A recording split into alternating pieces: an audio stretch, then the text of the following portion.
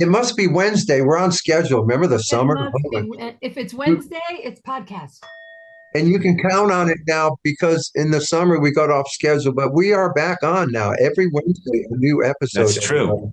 And just real quick, contact us at info@cowsill.com for any questions or Yeah. suggestions for 70 songs. We're starting to come in. We'll be addressing those soon. It's Thursday today, right? What is the date? Well, but Oh, we're it's talking Thursday. it's Wednesday, pretending because this is when this episode arrives. Oh yeah, we're pretending. Yes. But it is a Oh Wednesday. my gosh. In fact, it's the Right? Wednesday after Halloween. You guys, Yes. today's the day after Halloween, and I am sugared up and jelly tight. Oh, no, All it isn't. right. It's 2 weeks after Halloween. No, 'cause this stop one- it. The day after. Bob's And- episode, Merlis, is after Halloween. We can't do Yeah. our trick. Okay, Yeah, guys. no, can. we had Halloween though already. It was great. We can share it. It was amazing. My house got egged No. everywhere. You weren't Everywhere. supposed to have That's a trick-or-treating. mess. It is because it dries up and it's hard to, you almost have to paint it. But wait, Really I thought in the horrible. last podcast we established that you do not get trick-or-treaters. How do you think this happened? Your chickens freaked out on Halloween night and egged your house. I feel like I it's guess- April yeah. Fools. I feel like well, here's what happened to me. What? What? We're going down to Texas. We get to LAX, right? Yeah. And Yep. we're waiting to board to go to Halloween trick-or-treating with Ben and Jack in Texas. And even while we're sitting there, flight got canceled. Oh, Right there on the spot. Blew the whole What'd thing you do? right out What of did the you water. do? No trick-or-treating with the kids or No, anything? and there was nothing to do. You know what we didn't do? You be careful Get in here, the line brother. of get in the line of 200 people that developed immediately in front of us that was starting to feel tense immediately. Okay. And I'm All making right, the whole well- thing up, but it sure sounds good. But go ahead, Yeah, well, I'm Susan. Yeah. saying you might want to watch it when you're telling tales out of school because you got a flight going to Houston here, because we're only pretending, Bob. It's I the know. day. What's your fake Halloween story? My fake Halloween story is last night where I told earlier in the Bob Merlis episode how we have this lovely street which hosts a mashup of, the Michael Jackson Oh, yeah. Thriller or Ghostbusters. Wah, wah, wah, wah, wah. Bill Murray shows up. Shut up! Filming a movie across the river. Wow, that's Finds big. out we do a Ghostbuster mashup on Algiers Point, and Bill shows up. It was crazy. My Wow. friend Sandy knew him from Jazz Fest, so she was all like, "Remember me, Bill?" It was phenomenal. You know, that's a very good fake Halloween story. And I just thought of it because you were all doing what you were doing. I'm like, I got to come up with something. I think she sold it. It'd be It was fun. believable. Isn't there a TV show where is it real or is it not real? Anyway, I don't know. Oh, I have a there new is. idea. There is. Yeah, something Yeah. like it, right? That's Sue. called what's that? It's a weird little show. I don't like that show. Nickel or dime or some dumb phrase. But look, you guys, here's a great TV show.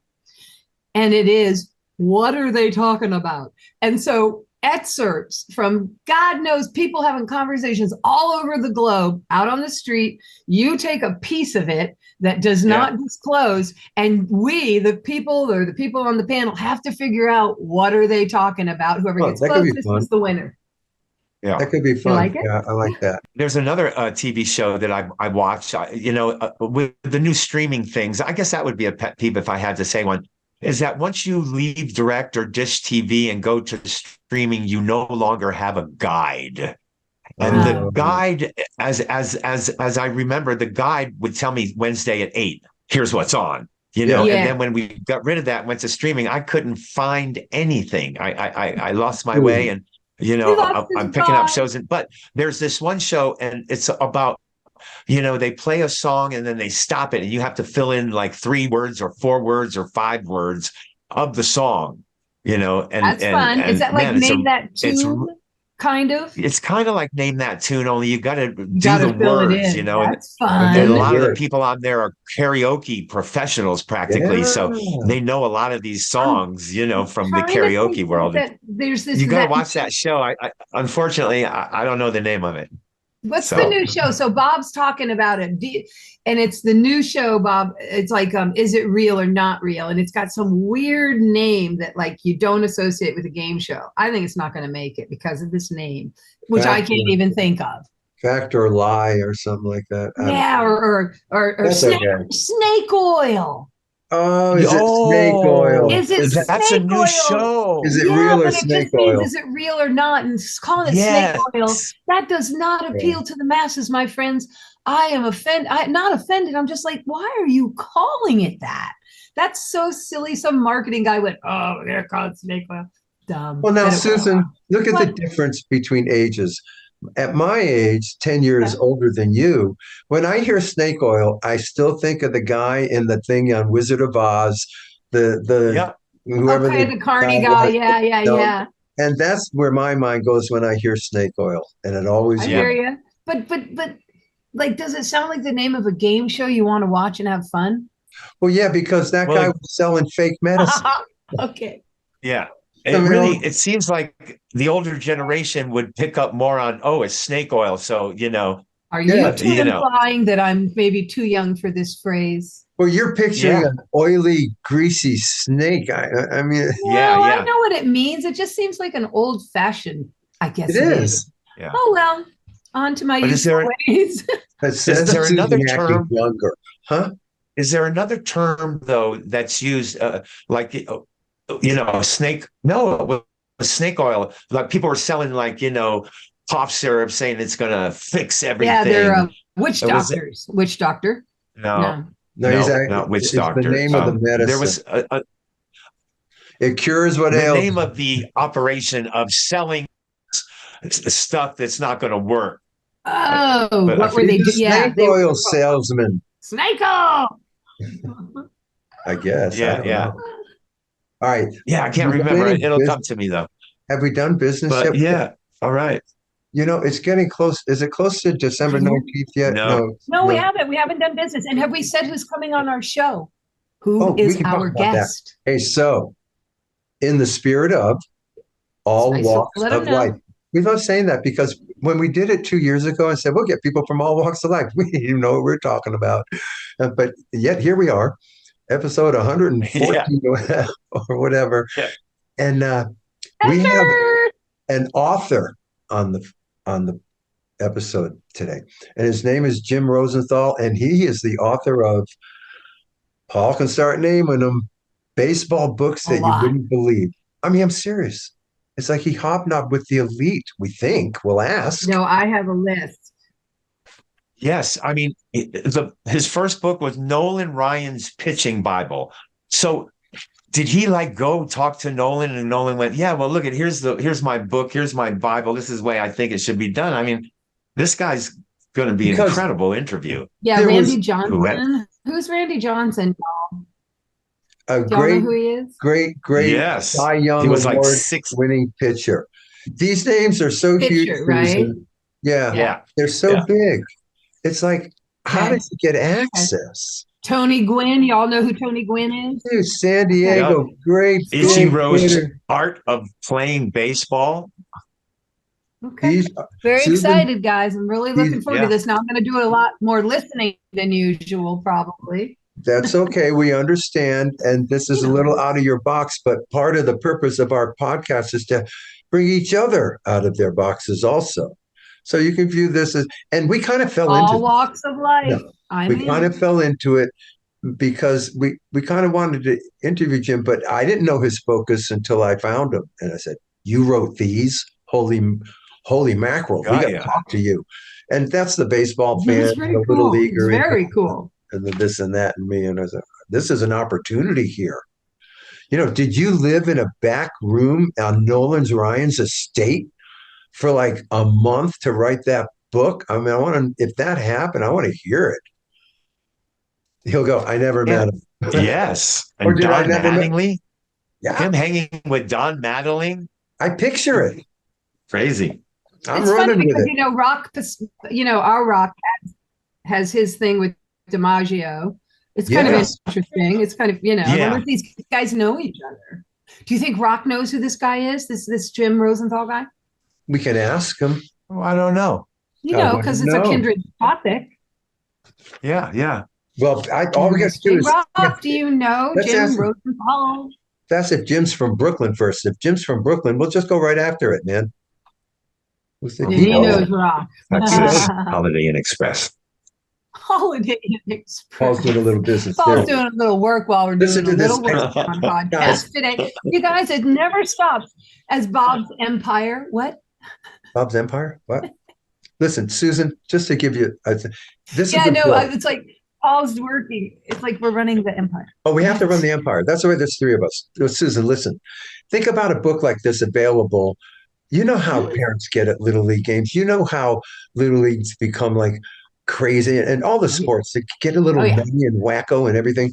Here, pitch like a pro. And everyone overuses the kid's arms. Okay, here's a book he wrote in 99. Pitch like a pro, a guide for young pitchers, their coaches, and Little League through high school.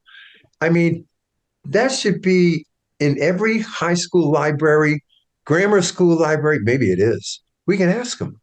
I agree. Imagine a book like that and your kids in sports or you're into sports. I was not aware.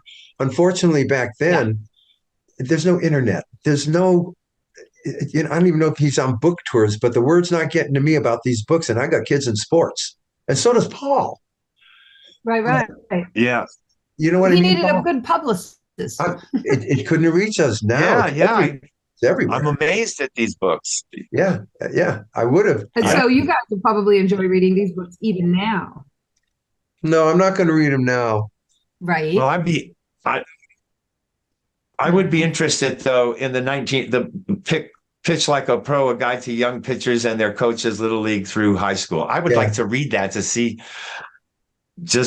how we all did as we were bringing the kids up. You know, does it make sense today? Because I certainly didn't read that book.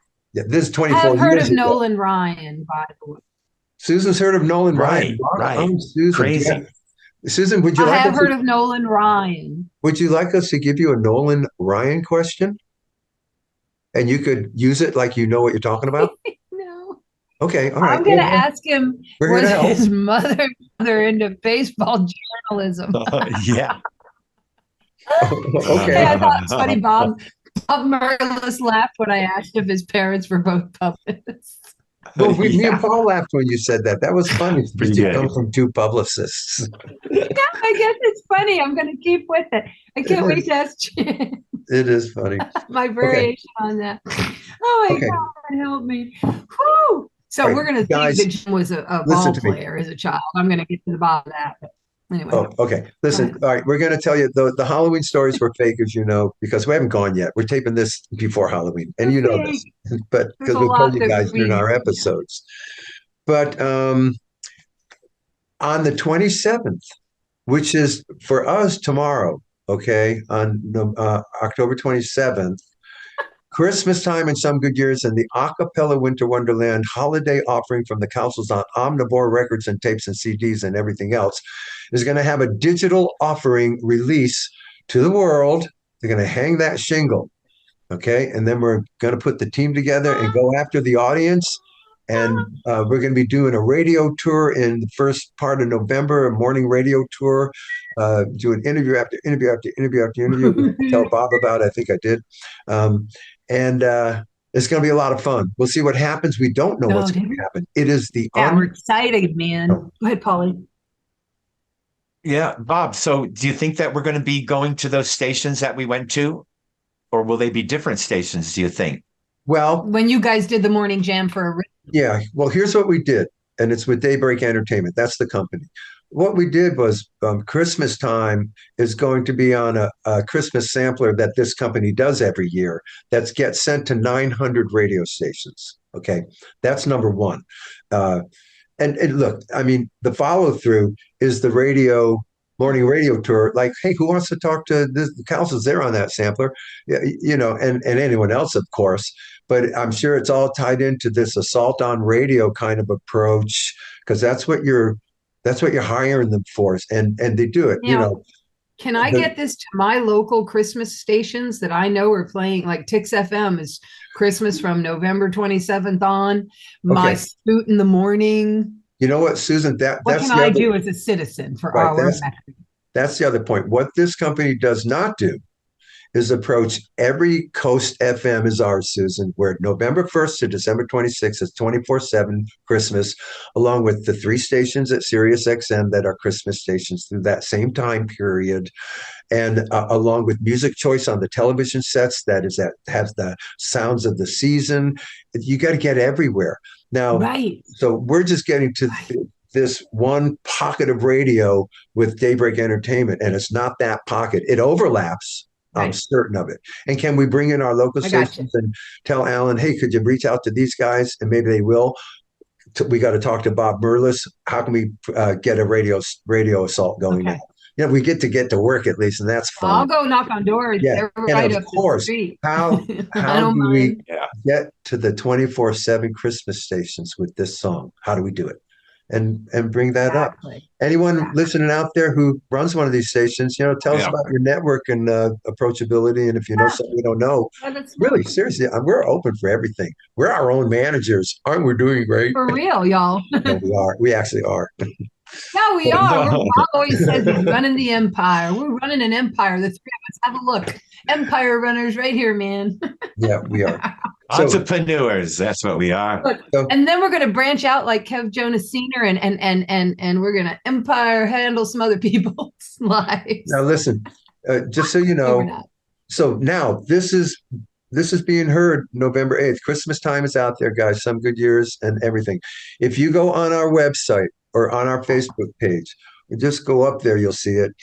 There is a link to the Omnivore site that will take you directly to our page, directly to Christmas time. You don't have to look at all of Omnivore's product and everything else, but this is a direct link. So we received that today. We're going to get it up there. So it's easy to find this and get in on this. So we look forward to counting up all the digital downloads. It's really, Bob, it's finally coming out. And Omnivore has it all set up, on this little thing Bob's talking about. And you can just push that, and you can buy it right there for what, 90 cents? That thing there. I forget what it costs, but it's right through Omnivore with these digital things. You can just go to Omnivore; they'll show you where to get it, and you can download it or however it goes. We know also that the Christmas season is very, very short. What starts at November 1st ends December 26th. Now, we have some good years coming out, too. That's in the tank to be the New Year's song and pick up some of the pace maybe then. But there will be a rare performance live of Christmas time in Tomball, Texas on December 19th by us, our trio, me, Susan, Paul. We will perform Christmas time at that show and celebrate that. It is part of the season now. It'll be our only shot at doing it, really. So we're going to do it there with the little guitar. And I'm excited. I'm going to start working on that. And no way, really, we can bring that with us. I mean, we can only just tell people to go somewhere and hit that. I want to hear this. Look, I know how it works. I think next Christmas we're going to have something in our hands, guys. We can't function this way. I know we're not digital, aren't we? But listen, it's a good intro, right? Because we're not. Next season we get the music box and the video, but back to this season. Look, we'll flank the stage with QRS codes, and everyone can put their phone up to them and be taken right to the Christmas time spot and get it right on the spot. Or at the merch table. We'll have nothing on the table except QRS codes to digitally download right in front of us. And then we'll autograph your QRS code. And our people, but our demographics are going to come through, and they're going to look to us and go, so what do we do? We're going to go, No, and then they'll pick up Rhythm of the Rose. Christmas time on this. Buy it? No, it's not on that, sir. We don't have a CD. Well, where is it then? Yeah. Oh my God. What are we getting into? But it's going to be fun, and it's happening now. I feel more like a Clampett every day. Oh my goodness, we don't know what's going on, And we made but I remember some time back there was a seed in a red cover or something, a red plastic, or maybe it was red. We made that. Oh, okay. For our merch table. We could do that again. Why can't we do that? Why can't make them the old-fashioned way and bring them up with us to our one gig. I think we should look at. Yeah. And it's not going to be like we're going to like be getting to all the people in the world, because this is like 150 people come to You want Tumble. me to text Rusty and see what he can find out about an immediate print up of Dude, 45 because of you don't have to do that Christmas yet. time and some good years? I think I have I think I have one of those, Paul. I just need to go to some place and here I want 20 of these. They'll hand it right back to them. You give them the original, Yeah. the art. Think They got the 100. artwork, everything. Yeah. Think big, Bob. Big Christmas. Huh? Right. 100. 100. Yeah. Well, I got to find the one. 100 of them. I got to find the one, and then Yeah. forgetting Dude, that if find it that and doesn't make work out, 100, please. It's a how magic fast can number. you get? We got time to get 100 CDs if we have to do it the long way. Paul's got his thinking face on. Ooh. Yeah. Yeah. Cool. Hey, you guys out in Castellan. First of all, we're coming back with fun stuff. But in the meantime, this is us being Power Production Empire Runners. Right in front of y'all. Okay. So, yeah, Well, Christmas excellent. is short, isn't it? Oh, my goodness. Yeah. All right. So after that, Christmas we're off coming. we're off January, guys. I mean, not podcasting, but we'll always podcast. But we have I no love that. shows. No I shows in love being January. off. Oh, Jim is here. This is great. our guest. Oh, he's early. We love James early. Rosenthal. We have to find out if he wants to be James or Jim. He better not Give have him an a minute English to get accent. settled. We love early. There he is. Hey, Jim. Hi, Jim. Nice to meet you. Good to meet you. Nice to It's meet you, really Jim. good to meet you. Welcome to our weird universe. Well, it's a pleasure to be. I'm in a weird universe too, so Where that are you? worked out well. I'm trying to appease my dog right now. He hates when I'm on the phone. Oh, sorry. He does. We'll try and make it fast, Yeah, but you can put him he in your does. lap. Does he want to, You can put him in your lap if you want. does he want to be on with you? No, it's all right. This is just a part of my life. That he's just very jealous of my interacting with anybody else. No newspaper reading for you then. He'd lay down right on it. Yeah. Oh yeah, absolutely. Cats used to do I'm that. sure he would. Jim, we've All been right, talking well, Bob. about you. We've been talking about you before you came on, and we're pretty excited. Now, just to give you a little background, we're a baseball family, the Cowsills.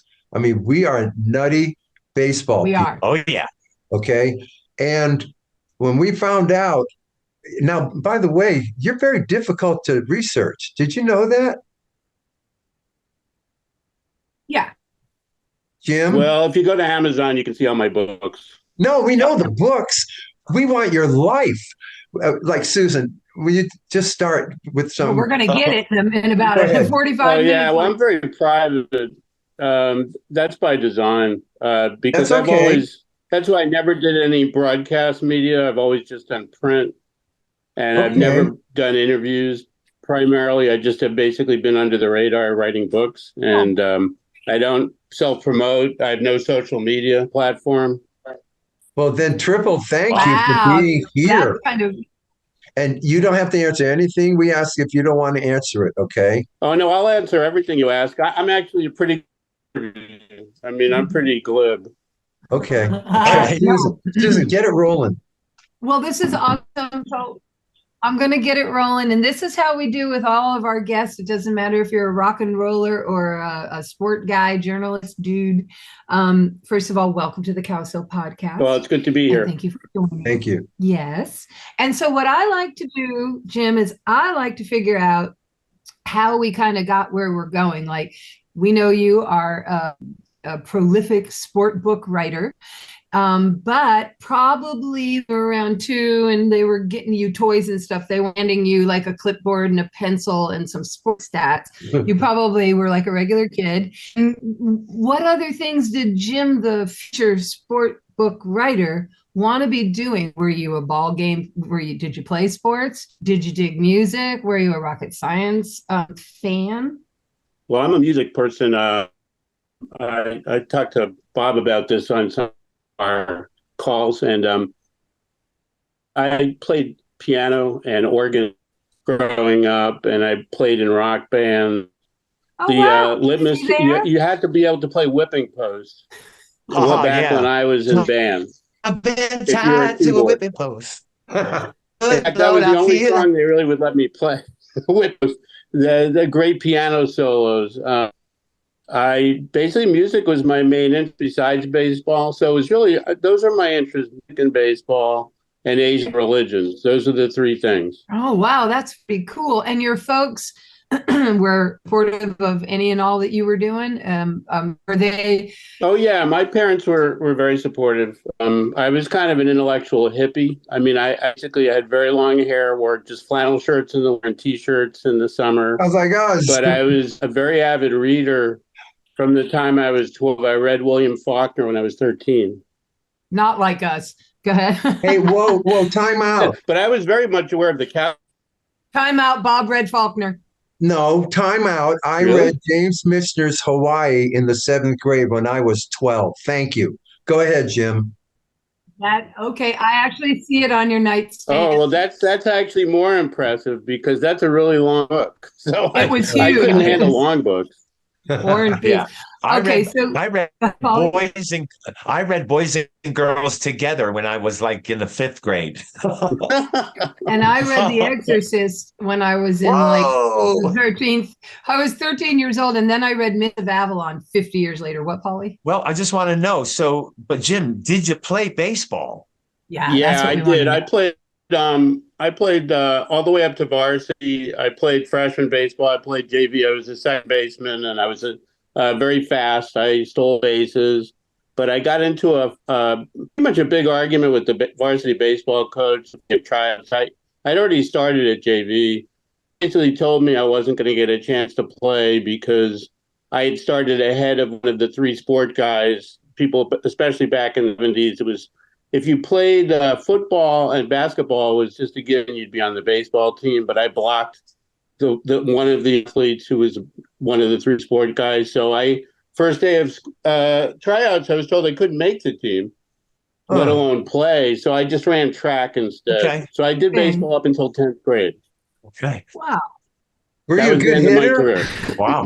Were And you then a did good you switch over to piano and move along down that road? Go ahead, Bob. Oh yeah, I was basically just focused on music after that. I ran track in 11th grade, 12th grade. I wanted to focus more on my dating life. I was more interested in girls and music, so I gave up on sports. Got ya. So you must have Well, it's either noticed, sports or music. Go ahead, Bob. Sorry. you must have noticed the tie-in between the girls and the music then, right? That got your attention. Well, of course. Okay. But Janis Joplin was, that was who was sort of that was who I liked. Wow. Okay. Wow. You went heavy, hard first. Wow. That's cool. Yeah, I did. I was hard. I've always been hardcore. Okay. Now, And the kind of music you like to play? Go ahead, Bob. no, Susan, go. You're on. I was just like, so did you, when you were playing music, was it heavy music? Was it hard rock, or what kind of music were you interested Well, in? quite frankly, it was just very limited to the one band I played in. It was Southern rock. It was Allman Brothers and Okay. Leonard Skinner. All right. So Billy Powell was a huge influence on me as a keyboard player, and he was my Okay. favorite rock and roll keyboard player. And to this day, I still like to go on YouTube and go to like mid-70s Leonard Skinner songs, and he's the one I really enjoyed, besides Ed King, who is my favorite guitar player. Awesome. Wow. Boy, you are musical too. Okay, But so no I like music. Southern rock. I mean, that's my thing. Okay, that's cool. Yeah. So that's it, music and baseball, basically. And then when I became a journalist, I became a food and wine writer because I was in San Francisco. So I worked for Wine Spectator where it started. And I worked for the digest size magazines, little magazines that used to be in hotels. And I became the editor like a week after I got the job as assistant editor. The person quit. So I had to take over the whole thing. And I was right out of grad school. I'd never done anything. So I had to learn on the fly. Wow. But I met Merle Saunders, the guy who R&B musician who played with Jerry Garcia. He was playing dinner jazz at the Pierre Hotel south of Market. I got a press release, and I thought, well, is this the same guy who played on Skull and Roses, the same Merle Saunders? So I went down to see him play, and he and I became best friends. And he's the godfather to my daughter. Oh, Wow. wow. That's big. Okay, so how do you go from this cat into, and I know boys have big, deep questions about these books of yours because Sure. they're sport boys. When do you start zeroing, or do have you do you or however? But like, how do you become like this guy? So it's 1991 was your first book. Yeah, Is that Nolan right? Ryan's Yeah, well, I moved to Los Bible. Angeles. I live near. I work near Bob, where Bob plays at that bar. Pick I quick. never knew he was in Woodland Hills. I worked in Woodland Hills for 20 years, and I was at a magazine there. I worked for fitness and bodybuilding magazines, Oh, wow. and that was the job I got after leaving San Francisco. So I met. I worked with Tom House on an article, who was pitching coach of the Texas Rangers in 1909, and I wrote a feature in his voice. And he contacted his agent, who contacted me, and she said, "Do you want to write a book with Nolan Ryan and Tom House on pitching?" And of course, I love baseball, and I was very knowledgeable about it. I still am. And I said, "Sure, I'll write a book with Nolan Ryan." I Yeah. never written a book. I was about 30. And so I wrote a proposal. It was a really good proposal, if I have to say it myself. Probably the best proposal I ever wrote. Oh wow! Because it was just so organic to me to do You it. had all And the then confidence. that book led to all the other books. Well, I have a question. That was it. Once you do it with Nolan Ryan, you're set. Well, you started with the Beatles, I guess I'll put it that way. So you went right to the top. But how did they find Exactly. It would be the same thing. That's right. Yeah. So but tell us a little about the process. Did you live in a back house on the Nolan Ryan estate and get to know him? And how did it work? There's no email. There's no email. There's no internet. No. How does it work? Right. Well, I flew to Florida during spring training in 1989, and they were training in Port Charlotte.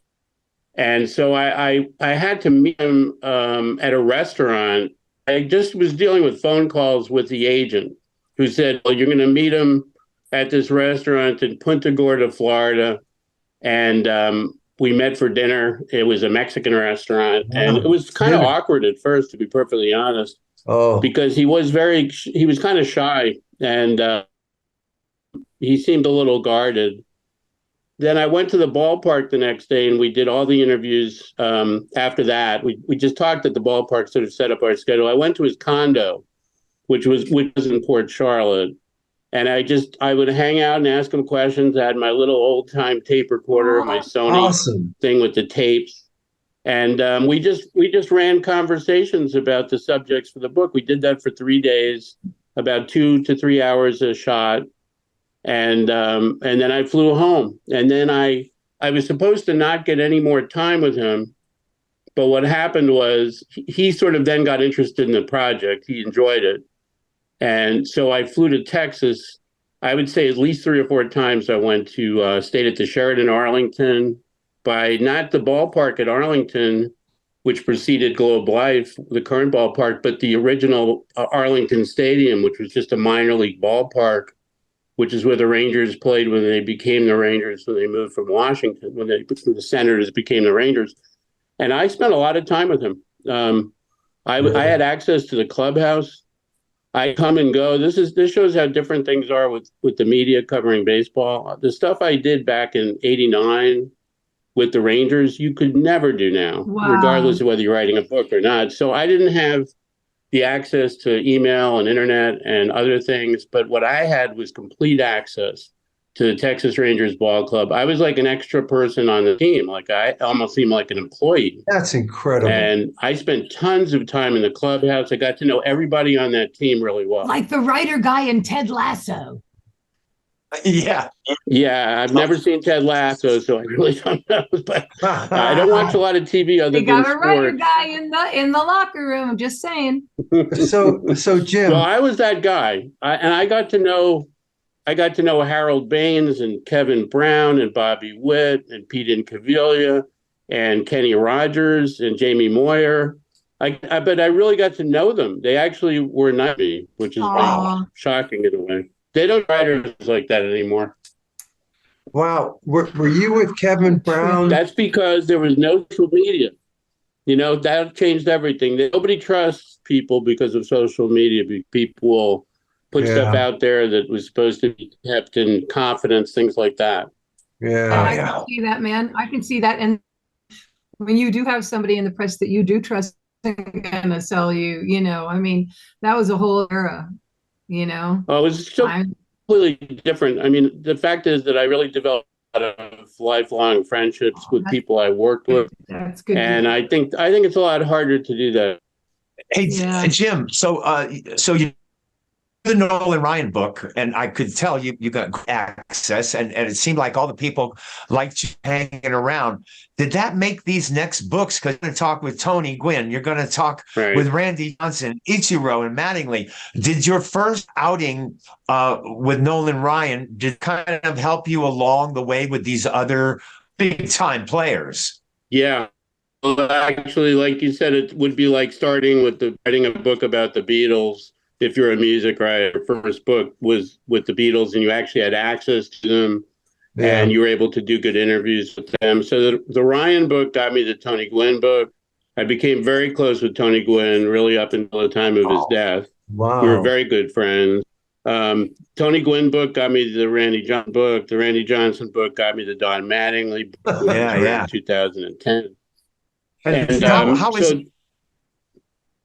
Go ahead, Paul. These guys had confidence that I was okay because I'd written all these other. Gotcha. And now, like a pro, who did you talk to about that? And as far as from Little League to high school, me and Bob, boy, we lived our lives in Little League and high school, with our kids.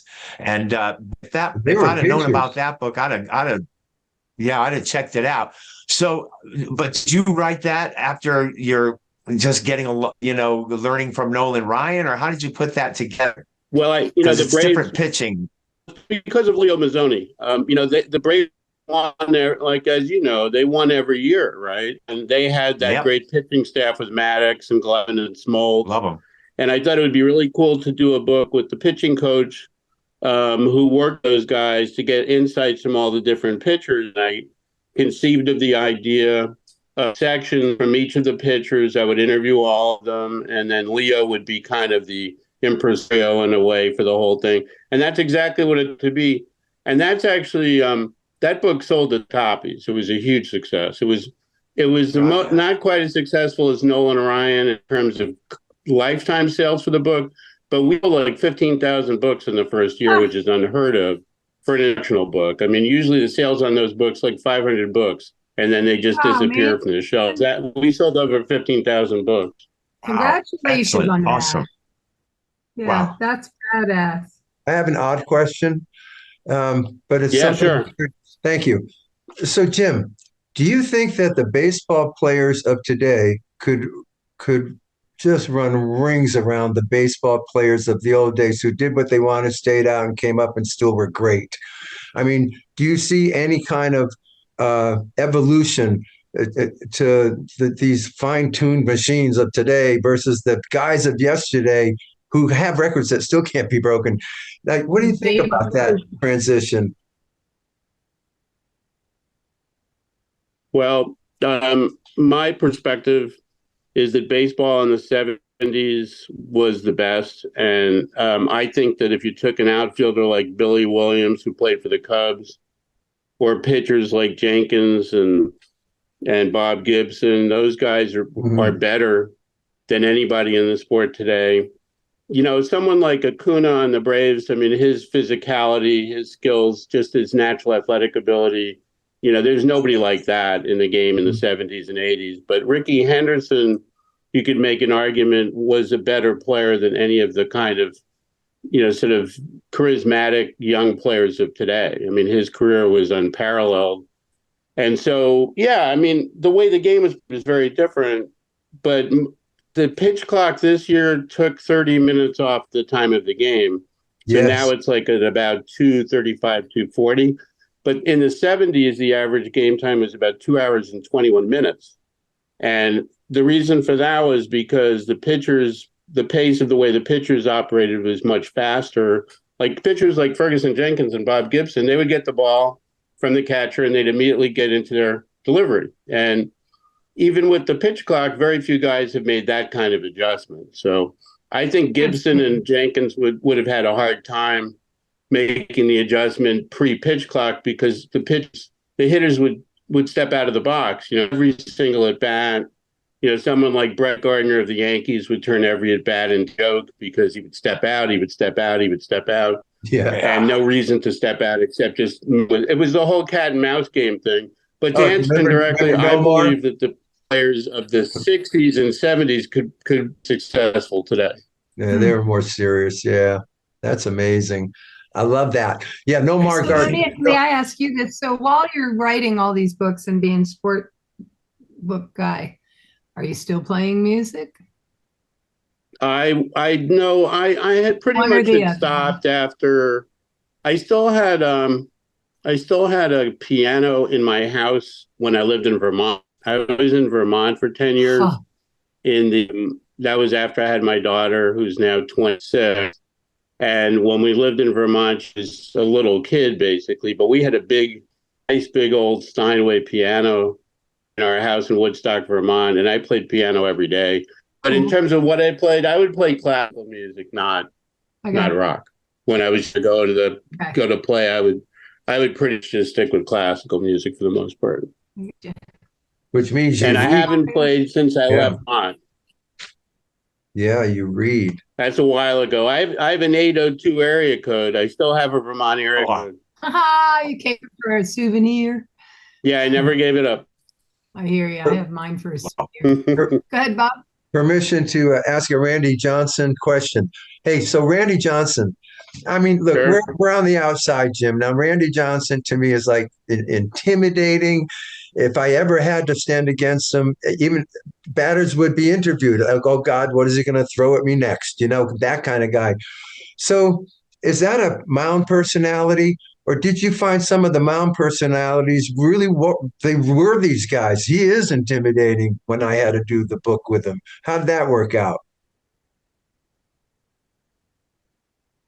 Well, that is his personality. He's kind of tests you in terms of interpersonal relationships, tries to feel you out. He was pretty difficult, but I met him for the first time at his suite at a hotel in Denver near the ball. All the interviews when the Diamondbacks were at Coors Field playing the Rockies, and I went to his suite, his hotel 3 days in a row, pretty much morning, and he was Black Sabbath when I first walked in the first day. So he was blasting Black Sabbath, so our first conversation was music, because he said, "Do you like Black Sabbath?" And I said, "I love Black Sabbath." He was playing old Black Sabbath. I was very impressed. So we got along quite well, but he definitely likes to play mind games with people. He could be very intimidating. So I'd say that is kind of his métier as a pitcher too, and that is the way he is. I had success with him in terms of our relationship. His wife, it's his ex-wife, she read the book, basically the pages I'd given him to take a look at, and she liked it. I don't think he even read it, but she liked it. And from that point on, he really liked me because he figured if his wife liked the book, I guess I was okay. You got the seal of approval from the wife. Yeah, exactly. Actually, wives of these guys it's very important to develop good relationships with them because they have a lot of sway with a lot of these professional athletes. That's similar to the rock world as well. Yes. Yeah, I'm sure it is. It is for sure. Hey, Jim, I got a question about Ichiro. So you did a book with him, The Art of Playing Baseball. So was this like from his mind and how he approached the game? No, the Ichiro book was not on the same level as the other books. Because for one thing, he pretended not to speak English.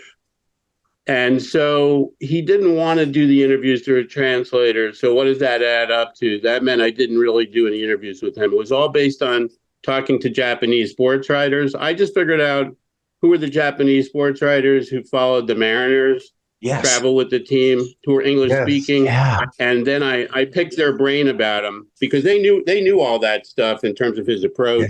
Yeah. So I had to do all extrapolation with him. But he actually did speak English, and he also spoke some Spanish. And he pretended he didn't speak anything but Japanese, but that actually was not quite accurate. So that book didn't have the same. That wasn't fun for me. I didn't get any pleasure in that book. Interesting. Ah, Okay. Wow. Cool. That's Cool. how long? Oh, Go ahead. how long when you? I felt like Crazy Guggenheimer. How long? What show was that on? Crazy Guggenheimer. Red I Skeleton. remember that, but I can't place it. Red Skeleton, Jackie Gleason, maybe. Okay. Oh my God, Red Skeleton, maybe. Yeah. Oh God, now I've forgotten what I was don't going to think ask Jackie you. Gleason. Well, I'll ask it Not I for think you. you were right about I- Red Skeleton. Oh, I remember. Okay. So how when you decide you're going to do a book, your next book, Mhm. like what kind of life gets put on hold, and what kind of time frame, and what does that do to your personal life? Like, do you be like your relationships? I mean, when you make a record, you got to park it, you got to go away, you got to do your thing. Curious about that. Yeah, so I do put everything on hold when I book. I'm working on one right now. That was my only doubt about whether I could do this in this time frame was because I'm writing every day on a project I'm Okay. doing. But I knew that if we were going to do it this late, I'd be done for the day, and I was. So I've been working on a book. I was hired by the San Luis Rey Indian Water Authority, who, without getting into too much, it's a federal authority to handle the money from a settlement that 5 Indian tribes in Southern California got it from the federal government. And it took 48 years to resolve. So I'm writing the book. It's a definitive history of the whole shebang, basically. It started in the 60s and got resolved in 2017. So I'm writing, and I was hired by the tribes to do this. So right now, that's what I'm working on. And it's a very complex and intense book. That's So huge. I'm very focused on that now. So I have no social life. Well, hopefully I don't it's do- a little bit of a hangout. Your poor I make dog. time for you guys. It's really just, I'm only going to hang out with the Cowsills, and that's it. It's Cowsills and your dog, and that's how we get this. Hey. Yeah, it's just So- you guys and my dog. That's right. I have a question. So Go ahead, let's say, okay, and is there an average for this? Because I'm wondering about the process. The day you hear, okay, Nolan Ryan, we're going to do a book, or any of them, Don Mattingly, we're going to do a book. From that day to the book is out, is there an average? Is this like a year it takes to do a book? I mean, 6 months. Are they all different than each other? How's that work? They're all different. Yeah, they're all different. This water book has taken me over a year to do, because there's a lot of research that's gone into it. And I've been flying to San Diego to do my interviews. And the lawyer who did this case lives in Boulder, and I live in Cape May, New Jersey. So those are long trips. And then I realized it was just going to take me longer to kind of sort out how I wanted to write it. But the baseball books, to be perfectly honest, I didn't have more than 3 months for any of them. Great. I wrote them all in less than 3 months. That's That would blow amazing. my mind. I could not even Well, imagine. because it's And I had a It's- full-time job. I had a full-time job while I did that. Holy shit. Jeez. So that Now- wasn't, I can tell you that's not much fun. But you must be with are you still with, is it Weeder Publishing? Are you still with a publishing company? Or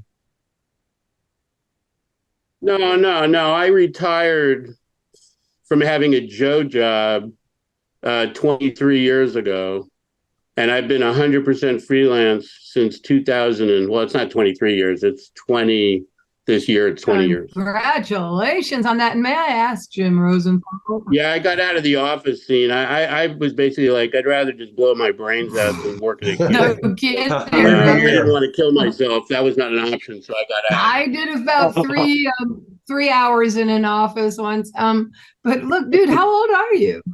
I'm 60. I'm a little older than you, Susan. I'm 65. Okay. We're about the same age.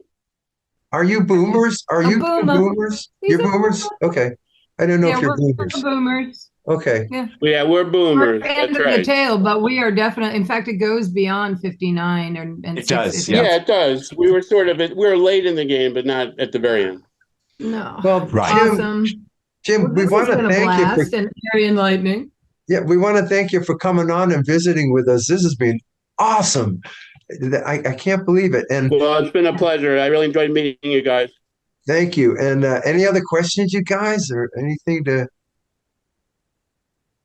I think I'm good. Look, I'm sitting there and I'm going, yeah, because like Bob says, we interview everyone, all walks of life, because it's fun and even when you're like, okay, baseball, my brothers are baseball, but like I'm like, okay, I got to be able to do my 2 cents in here. But the truth of the matter is the nature of conversations and how we roll. It's just me finding out about you, which is really fun. I love doing this podcast for this so thank you for enriching my day. You're very welcome. I really enjoyed it. Hey, Jim. Hey, Jim. Yay! Go ahead, Paul. Quick. You go, Bob. Hey, Jim, are you watching the Just gonna playoffs? say, so Go ahead, Paul. You guys. Go ahead, Paul. Did you have another question? Yeah. I just wanted to know how you like Don Mattingly. Oh, Don Mattingly was, other than Tony Gwynn, he was my favorite. Don Awesome. Mattingly is a fantastic person. And I'll just tell a very story. I met him at his hotel room in Philadelphia at the Ritz-Carlton. They were on the road. Yeah, on the road. He was their bench coach at the time. And I just went up to his room, and the first thing he does, he said, "Here, try on my glasses." He had reading glasses, and he just said, "Try on my glasses." And I hadn't even met him before. And he is the greatest. He is such a great person. Just Awesome. a wonderful person. Okay, Bob, you go. I had much fun working with him. That's awesome. Oh, Yeah. Yeah, I figured that, but And Susan, I just said you, New Orleans is my favorite city. New Orleans is your favorite city? It is mine too. Yeah, Yay! Well, absolutely. I knew you lived there, and I used to go there every year, just to enjoy being there around Christmas time. I went there every year for about 15 years. so you've I done haven't been Christmas there in the since Oaks. Katrina, but I love it. Oh, thanks for saying. Bob, you had one last question. This is it, Jim. This is it. Oh, that's nice. Are you watching the playoffs? Are you going to watch the World Series? Are you into this baseball season here? Yes, I am. I'm excited by Arizona, Texas. I live in Phillies country, so people here were devastated when the Phillies lost. Yeah. I bet they were. Actually, I don't know if I told you this, Bob, but I'm friends with Dave Dombrowski, who is the president and CEO of the Phillies. He's someone I've known for a very long time. Wow. But I have to admit, I sort of I like the underdog, so I kind of like Arizona and Texas winning. I think it'll be a fun World Series. Yeah. Oh, I love the play. I love the. Agreed. I remember I was younger, 100-mile-per-hour fastballs. I just love this stuff. These guys are crazy. They swing at anything. It's incredible. All right, Jim. Yeah, they're free swingers. We'll stay in touch. Such a nice visit. Okay, y'all. guys. Yep. Good to meet you in person. Yes, and sir. everybody have a good day. All right. Good meeting you too. Have a Yep. good day. Let All me know right, if you're keep in down touch. our Love way. to all. All right, Love you to guys. all. Okay, Peace bye. out. Love Bye y'all. bye. Take care.